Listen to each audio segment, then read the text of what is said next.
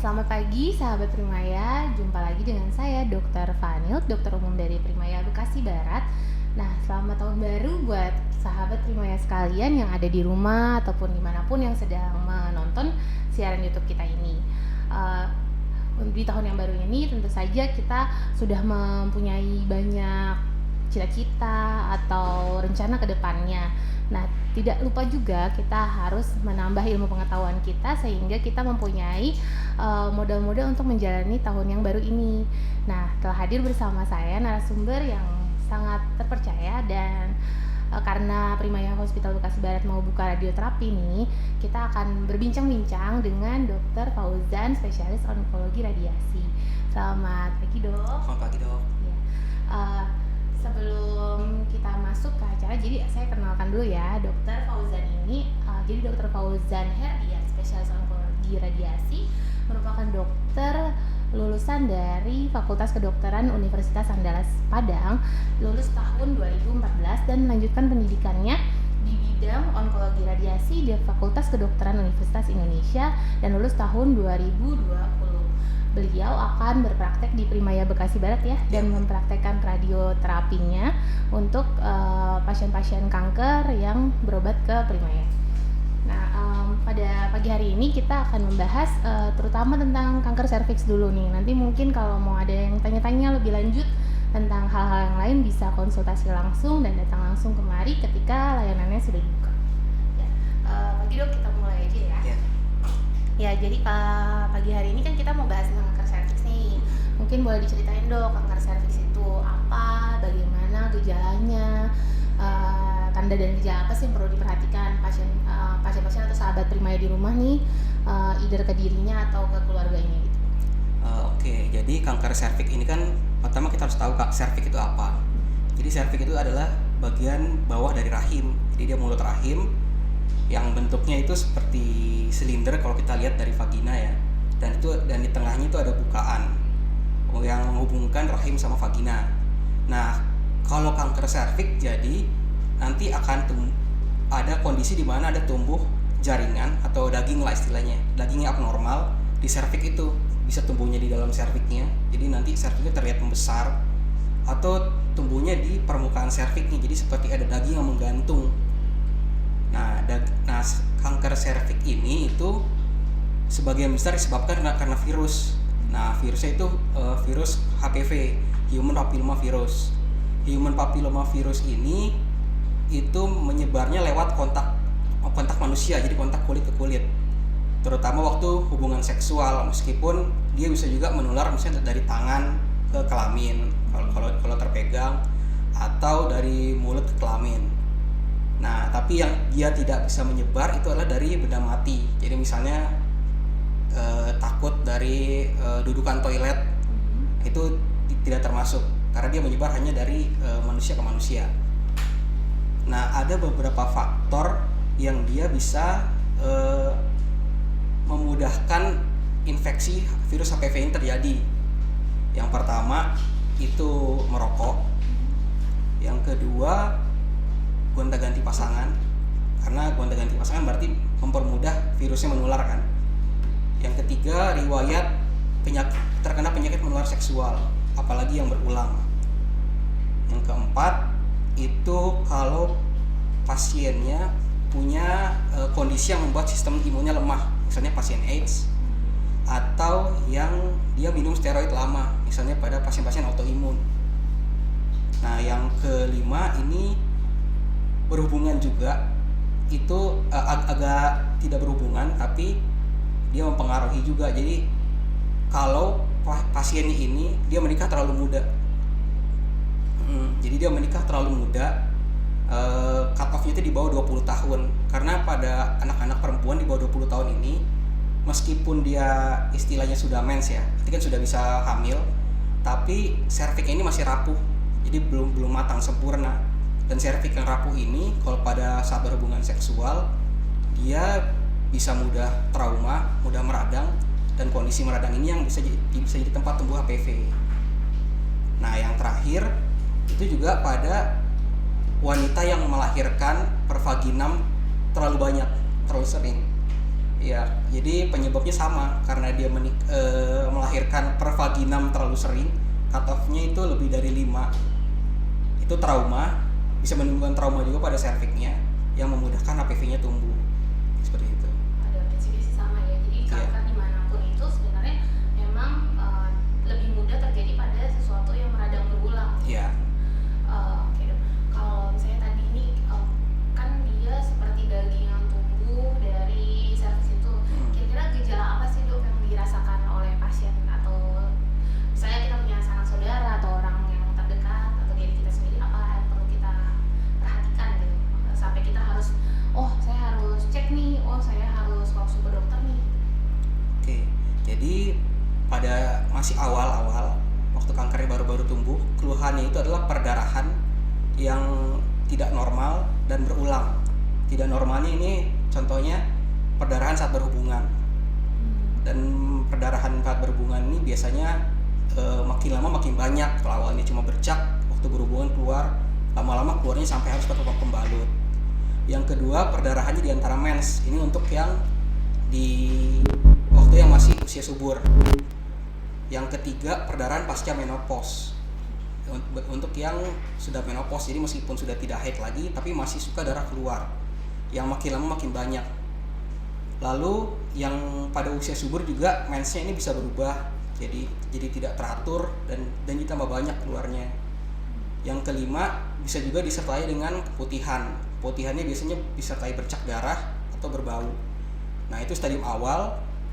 Ketika dia makin melanjut perkembangan penyakitnya, dia bisa ada tambahan gejala lagi, misalnya nyeri pinggang, nyeri punggung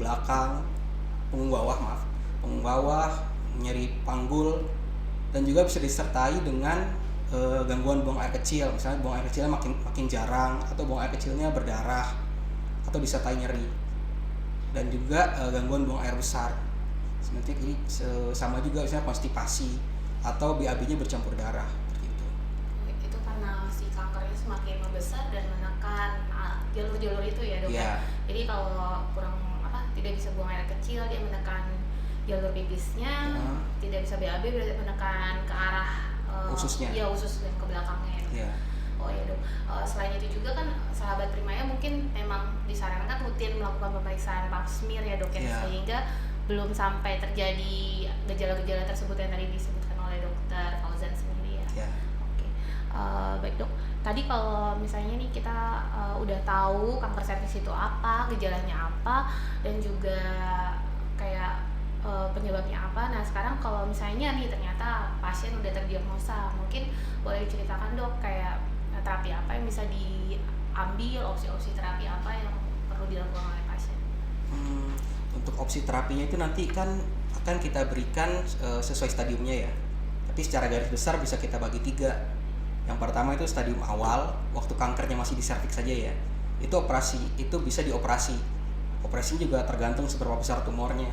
Bisa serviksnya diangkat sebagian, diangkat semua, atau diangkat bersamaan juga sama rahim dan sebagian vaginanya. Nah, setelah dioperasi, jaringan yang diambil nanti akan kita periksa di dokter patologi untuk melihat jenis kankernya lebih spesifik dan apakah masih ada sisa mikroskopik di tempat dia dioperasi dulu. Kalau dia masih ada sisa mikroskopik, itu harus dilanjutkan dengan radioterapi meskipun dia masih stadium awal. Nah, kalau radioterapinya ini juga dikombinasi dengan kemoterapi. Jadi sambil dia diradiasi, tiap minggu dia dikasih kemo. Nah, untuk stadium berikutnya itu namanya stadium lanjut lokal. Jadi dia sudah keluar dari serviks ke organ-organ sekitarnya, tapi masih terbatas di situ. Nah, ini yang seperti ini sudah tidak bisa dioperasi lagi. Nah, jadi dia tindakannya adalah kita radiasi dan digabung dengan kemoterapi. Stadium ketiga ini stadium metastasis atau penyebaran jauh. Nah, itu tandanya dia kankernya sudah menyebar ke organ yang jauh di luar dari serviksnya, misalnya ke tulang, ke paru-paru, ke liver, atau ke otak. Nah, kalau sudah seperti ini, itu tindakan pertamanya adalah kemoterapi. Tapi kalau pasien ada keluhan akibat penyebarannya tadi, misalnya penyebaran ke otak, menimbulkan sakit kepala atau kejang misalnya, ataupun ke tulang menimbulkan nyeri tulang, itu bisa kita berikan radiasi paliatif. Jadi radiasi dosis rendah untuk menekan gejalanya. Jadi kualitas hidup pasiennya masih bisa kita jaga sebaik mungkin. Jadi radioterapi ini selain untuk terapi yang memang menghilangkan ya atau eradikasi itu, tetapi bisa juga sebagai paliatif ya untuk mengurangi penderitaan pasiennya sendiri gitu ya. Oke. Tadi kalau misalnya tadi dijelaskan dilakukan radiasi itu pasti kan kalau kita lihat tuh pasien-pasien tuh pada kulitnya hitam atau apa gitu dong. Mungkin di efek-efek samping dari radiasi atau radioterapi ini sendiri boleh diceritakan? Oke, kalau efek samping, jadi efek samping radioterapi ini yang pertama itu dia hanya timbul di tempat kita sinar. Jadi berbeda dengan kemoterapi yang disuntikan, jadi efek sampingnya bisa seluruh tubuh. Kalau radiasi ya yang kita berikan itu hanya di sana saja. Jadi kalau kita radiasinya kan untuk kanker serviks itu di perut bawah, daerah pelvis istilahnya. Nah, berarti keluhannya itu biasanya pada kulit, terus saluran kencing, saluran buang air besar, dan juga bisa dari istilahnya dari ototnya, jadi dari dalamnya. Efek sampingnya itu kan terbatas pada daerah yang kita sinar. Itu yang paling sering terjadi itu pada kulit, pada saluran kencing, dan pada saluran buang air besar. Nah, efek sampingnya ini tidak muncul langsung. Jadi dia muncul setelah biasanya setelah 15-20 hari menjalani radiasi. Nah, efek sampingnya ini juga akan hilang perlahan setelah radiasinya selesai. Nah, efek sampingnya apa aja? Yang pertama dari kulit. Kulit ini ya memang tidak akan langsung menghitam ya. Dia kan tiap orang berbeda yang muncul keluhannya, mulai dari hanya tadi meradang, mungkin kemerahan, terus jadi agak menghitam. Tapi memang kadang-kadang ada pasien yang efek sampingnya agak parah, jadi kulitnya menghitam dan agak mengelupas. Kalau saluran kencing itu biasanya buang air kecilnya nanti terasa panas atau kadang-kadang terasa nyeri. Dan kalau buang air besar itu biasanya diare. Nah, untuk penanganannya itu nanti selama pasiennya diradiasi itu tiap 5 kali sinar dia kontrol. Jadi kita bisa mengevaluasi perjalanan terapinya sambil kita lihat kalau ada efek samping kita kasih obatnya. Ada penyesuaian juga gitu nggak sih kalau misalnya dia ada keluhan apa yang sangat mengganggu, apakah radiasinya bisa ditunda atau dikurangi atau bagaimana gitu dok? Kalau penundaan radiasi itu kita berusaha untuk radiasi itu tidak terpotong. Jadi kita ada istilahnya nilai kritis kapan pasien ini harus di stop radiasinya. Contoh selama radiasi dia tiap minggu akan cek darah. Kalau dia sudah anemia berat misalnya atau leukopenia berat, jadi sel darah putihnya sangat rendah, itu bisa kita stop sementara radiasinya untuk ditransfusi seperti itu. Bisa juga karena dia diare berat sampai dehidrasi, itu mungkin bisa kita berhentikan sementara radiasinya untuk dia dapat penanganan. Tapi begitu penanganannya sudah berjalan, dia bisa lanjut radiasi lagi meskipun misalnya sambil dirawat seperti itu. Jadi sebisa mungkin sesuai timeline-nya itu ya dok? Iya. Oke. Tadi kalau misalnya ini kan kita fokusnya ke radioterapi ya, karena kita dokter Fauzan ini kan onkologi radiasi ya. Kalau misalnya nih dok, pasien-pasien tersebut ada nggak sih kegawatan apa yang bisa menyebabkan pasien ini datang ke rumah sakit? Misalnya kayak kalau pasien ini merasa sangat terganggu terus akhirnya datang ke IGD gitu, ada ininya nggak dok, kayak hal-hal tertentu yang perlu diperhatikan yang membutuhkan penanganan segera dan khusus? Kalau tadi kan emang dia kontrol setiap minggu, terus setiap minggu dia datang diperiksa darah dan lain-lain. Nah kalau di luar waktu-waktu dia harus kontrol atau apa, ada hal-hal yang perlu diperhatikan nggak? Misalnya pasiennya kalau ada gejala apa harus segera ke rumah sakit, itu ada nggak? Kalau selama pasien yang menjalani radiasi ya, Kalau kegawatan sih, kalau akibat radioterapi tidak ada. Tapi kalau akibat kankernya memang bisa karena perdarahan dari kankernya. Dan kadang-kadang pasiennya sudah pucat, HB-nya mungkin sudah di bawah 7. Nah itu kan harus lewat IGD. Dan biasanya juga kita radiasinya pada pasien ini, kalau dia belum jalan radiasinya, harus langsung kita lakukan untuk menghentikan perdarahannya itu, sekaligus mematikan kankernya. Tadi kalau misalnya pasiennya udah selesai melakukan terapi itu, tadi dokter bilang efek samping dari radioterapi itu akan menghilang dengan sendirinya gitu ya dok? Ya. Kira-kira berapa lama tuh pasiennya akan kembali yang tadi misalnya kulit yang menghitam menjadi perbaikan kembali, atau gejala-gejala yang tadi mengganggu misalnya diare atau rasa panas di saat berkemih gitu ya, itu berapa lama kira-kira akan kembali lagi dok artinya pulihnya? Kalau efek samping yang muncul sama radioterapi, berarti ini efek samping akut ya. Iya. Efek samping akut ini biasanya menyembuhnya mulai dari selesai radiasi sampai 3 bulan ke depan. Ya sekali lagi ini tergantung kondisi pasiennya ya. Tapi rata-rata biasanya 1-2 bulan itu dia sudah balik lagi, sudah normal lagi. Jadi sahabat Primaya nggak perlu khawatir juga ya, misalnya memang kita terdiagnosa dan opsi radioterapi memang harus diberikan, ini efek sampingnya pun bisa menghilang sesaat lah ya, 1-2 bulan setelah radiasinya diberhentikan. Oke, tadi kita udah belajar kanker serviksnya, tanda dan gejala, dan terapinya. Mungkin dokter bisa sedikit cerita kalau pencegahannya sendiri ada nggak ya dok ya? Ya, kalau untuk pencegahan, jadi sahabat Primaya itu bisa melakukan 3 hal. Yang pertama, vaksinasi, karena kanker serviks ini dari virus ya, berarti vaksinnya sudah ada.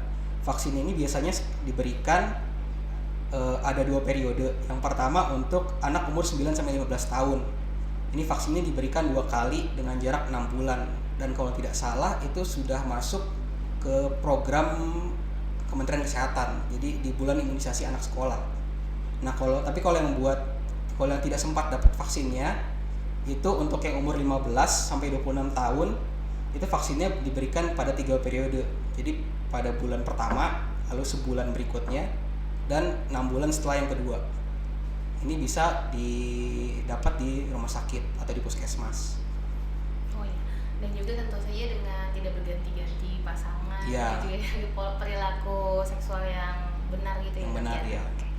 Ya, tampaknya udah cukup banyak nih ya dok ya, kita cerita-cerita ya dok ya. Apa ada lagi mau ditambahkan? Kalau untuk pencegahan, selain itu yang lebih penting dari vaksin adalah deteksi dini. Oh iya.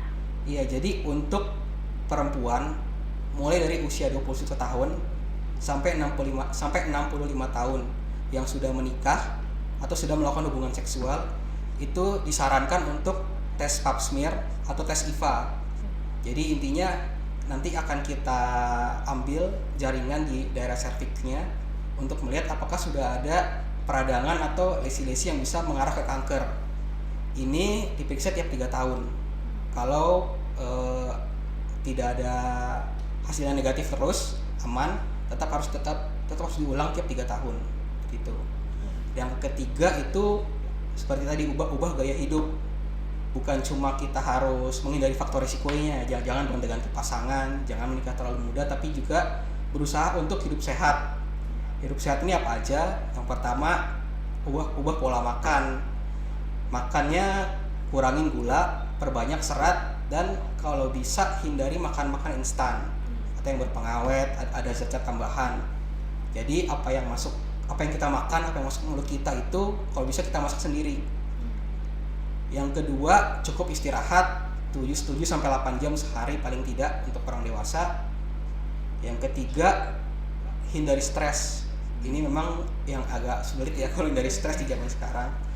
Tapi diusahakan untuk menghindari stres. Yang keempat, itu olahraga teratur, minimal jalan kaki 30 menit sehari. Setiap hari. Dan yang kelima, jangan merokok ya, karena seperti yang sudah dibilang tadi ya, itu faktor risiko yang bisa mempercepat pertumbuhan kanker serviksnya. Seperti itu.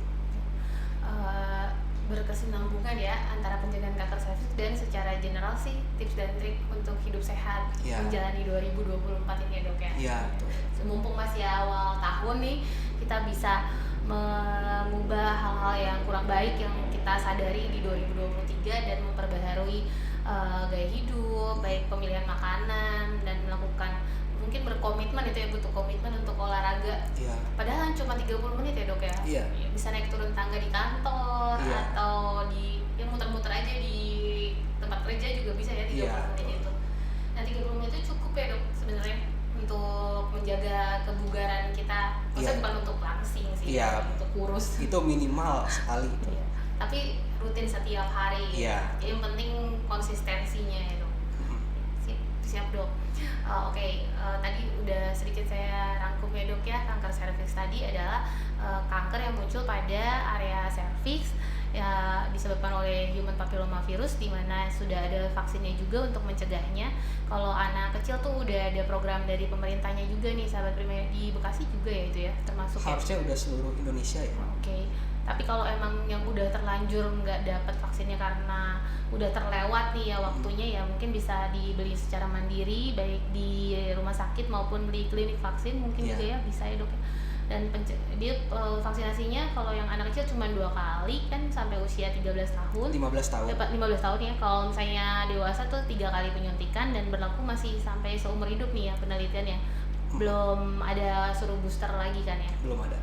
Dan juga bagi yang sudah berhubungan seksual secara aktif, baik yang sudah menikah maupun yang belum, itu melakukan pendeteksian dini yaitu dengan pap smear dan maupun IVA bagi tempat-tempat yang belum ada pap smearnya. Dan juga kayak tadi ya, perilaku hidup sehat itu kembali lagi bisa mencegah terjadinya kanker serviks. Dan kalau memang sudah terlanjur nih ya, jadi sebaiknya ketika terdiagnosa langsung ditata laksana dan langsung mencari terapi seperti yang sudah dianjurkan oleh dokternya. Dan di Primaya Bekasi Barat ini akan ada radioterapi tuh yang termasuk opsi pada penata laksanaan kanker serviks tersebut. Kira-kira bulan apa nih dok ininya launchingnya? Insya Allah kalau nggak ada halangan ya itu sekitar kuartal 2 lah. Kuartal 2 tuh bulan-bulan Mei Juni. Oke, semoga lancar ya prosesnya semuanya, pembangunannya dan perizinannya. Jadi kita bisa segera membantu orang-orang yang memang membutuhkan untuk mendapatkan akses radioterapi ya. Di Bekasi udah lumayan apa masih jarang? Sudah ada 2. Tapi itu pun masih kurang kalau lihat jadwal antriannya. Oh iya ya. Memang kan lumayan banyak ya sekarang ya kanker-kanker itu ya terdeteksi ya. Jadi memang untuk tata laksana radioterapi bukan opsi pilihan yang masih antriannya cukup panjang dan sehingga ya jadi agak terlambat gitu ya dok. Padahal tadi kan harusnya sesuai dengan timeline yang sudah direncanakan ya. Iya betul. Baik, dan terima kasih dokter Fauzan atas bincang-bincangnya pada